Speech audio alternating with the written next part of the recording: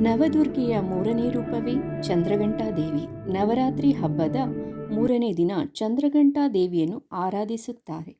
ಪುರಾಣಗಳ ಪ್ರಕಾರ ಪಾರ್ವತಿ ದೇವಿ ಮಹಾದೇವರ ವಿವಾಹಕ್ಕಾಗಿ ತಪಸ್ಸು ಮಾಡಿದಾಗ ಮಹಿಷಾಸುರ ಎಂಬ ದುಷ್ಟ ರಾಕ್ಷಸನು ಲೋಕಕ್ಕೆ ಕಿರುಕುಳ ನೀಡುತ್ತಿದ್ದನು. ಅದೇ ಸಂದರ್ಭದಲ್ಲಿ ಪಾರ್ವತಿ ದೇವಿಯು ದೇವತೆಗಳ ಶಕ್ತಿಗಳನ್ನು ತನ್ನೊಳಗೆ ಸೇರಿಸಿಕೊಂಡು ಚಂದ್ರಘಂಟಾ ರೂಪವನ್ನು ಧರಿಸಿದರು. ಚಂದ್ರಿಕಾ ಮತ್ತು ರಣಚಂಡಿ ಎಂದು ಸಹ ಈ ತಾಯಿಯನ್ನು ಕರೆಯಲಾಗುತ್ತದೆ. ಸಿಂಹ ಈಕೆಯ ವಾಹನವಾಗಿದ್ದು ಈ ದೇವಿ ಶುಕ್ರ ಗ್ರಹಕ್ಕೆ ಅಧಿಪತಿಯಾಗಿರುತ್ತಾರೆ. ಈ ತಾಯಿಯ ಮಸ್ತಕದಲ್ಲಿ ಅರ್ಧಚಂದ್ರದ ಆಕಾರದ ಗಂಟೆ ಇರುವುದರಿಂದ ಚಂದ್ರಘಂಟಾ ಎಂಬ ಹೆಸರು ಬಂದಿದೆ. ಚಂದ್ರಘಂಟಾ ದೇವಿಯನ್ನು ಆರಾಧಿಸಿದರೆ ಶೌರ್ಯ, ಧೈರ್ಯ, ಮನೋಶಾಂತಿ ದೊರೆಯುತ್ತದೆ.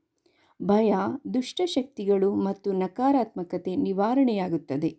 ನವರಾತ್ರಿಯ ಮೂರನೇ ದಿನ ಹಾಲು, ಬಿಳಿ ಬಣ್ಣದ ಹೂಗಳು ಮತ್ತು ಬಾಳೆಹಣ್ಣುಗಳಿಂದ ಪೂಜೆ ಮಾಡುವುದನ್ನು ಶುಭಕರ ಎಂದು ಶಾಸ್ತ್ರ ಹೇಳುತ್ತದೆ.